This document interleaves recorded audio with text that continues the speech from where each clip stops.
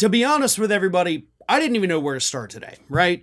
I mean, do we want to talk about Mark Robinson in North Carolina and his antics? Do we want to talk about Olivia Nuzzi getting suspended for a improper relationship with Robert F. Kennedy Jr.?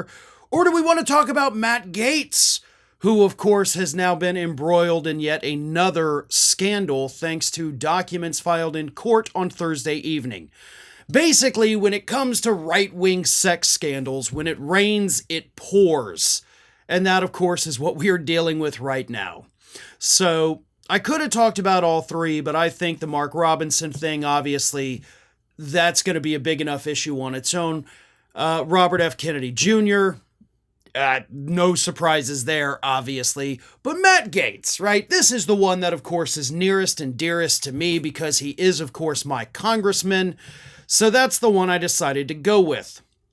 In case you have not been following along, late Thursday evening, new court filings were revealed that actually do place Matt Gaetz at a party back in 2017 when he was a congressman. That was the beginning of his first term. Place him at a party that was thrown by, allegedly thrown by one of his lobbyist pals. And it did feature underage girls having sex with older men, and it featured pretty much every drug you could imagine. So let me read you this analysis of it from Jose Pagliari at Not Us. Gaetz is accused of attending a drug-fueled sex party in 2017 with the 17-year-old girl at the center of the alleged trafficking scandal. We found that out through a court filing in Florida posted just before midnight in Florida. Pagliari writes, quote, "The minor, who was a junior in high school at the time, arrived in her mother's car for a July 15th, 2017 party at the Florida home of Chris Dorworth, a lobbyist and friend of Gaetz's, according to a court filing written by defense attorneys who interviewed witnesses as part of an ongoing civil lawsuit Dorworth brought in 2023. While Dorworth has dropped his lawsuit, his lawyers listed the allegations in the filing as part of their efforts to recoup legal fees still due to them. One eyewitness cited in the court filings, a young woman referred to as KM, provided a sworn affidavit. Now, if you're not familiar, a sworn affidavit means that everything I am putting in this document, in this testimony, is true.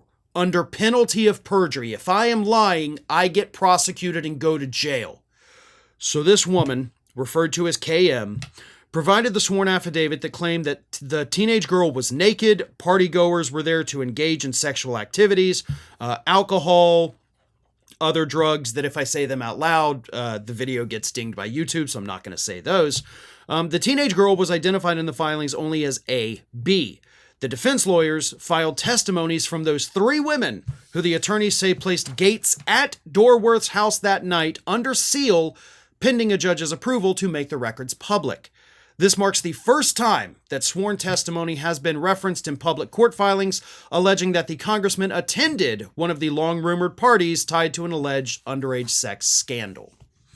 Now, it's important to know that based on what we have seen from the documents, based on all the reporting, nobody has alleged that Gaetz was doing those things, okay? So let's be crystal clear about that at this particular party. Of course, there are other allegations out there from previous reporting and previous witnesses that say Gaetz does do these things, but in this particular filing, he is not specifically listed as somebody who did have sex with the underage girl or even somebody who was partaking in the drugs. So I want to make sure that that, of course, is crystal clear. But this is the first time that a sworn affidavit, that the actual court filings have placed Gaetz at the scene of the crime, if you want to call it that. So we have him there. We have placed him there. 6 months into his first term as a United States congressman, and he is apparently, according to the filings, partying with high school girls. A man in his 30s at a party where high school girls were present. She was dropped off by her mom. So, yeah, this kind of seems like a big deal, right? especially considering the fact that the House committee, the Ethics Committee, has not yet released their final report on Matt Gaetz. They have, of course, spoken to witnesses. They have spoken to Joel Greenberg, Gaetz's so-called wingman. So they've got lots of material.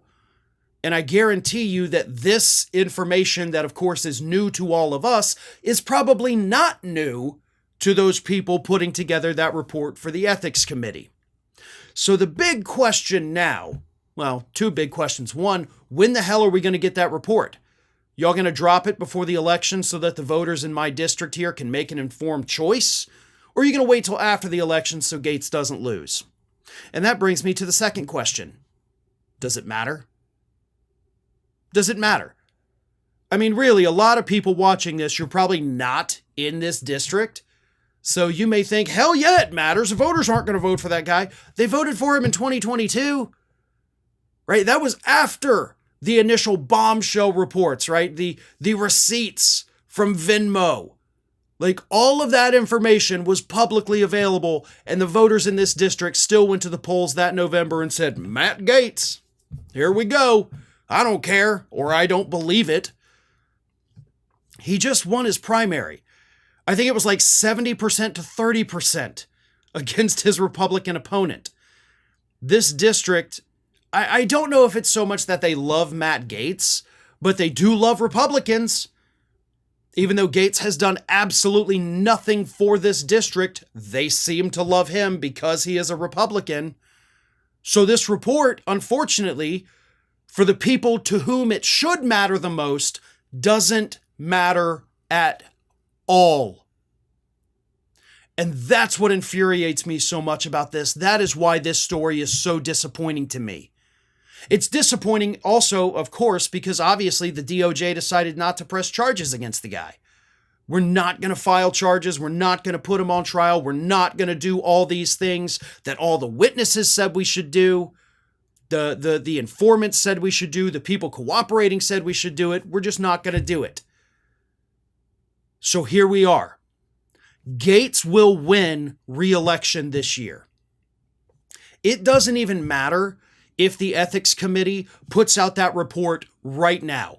And that report could contain the most disgusting things you could imagine. And Gaetz will still win. Because that's what this district does.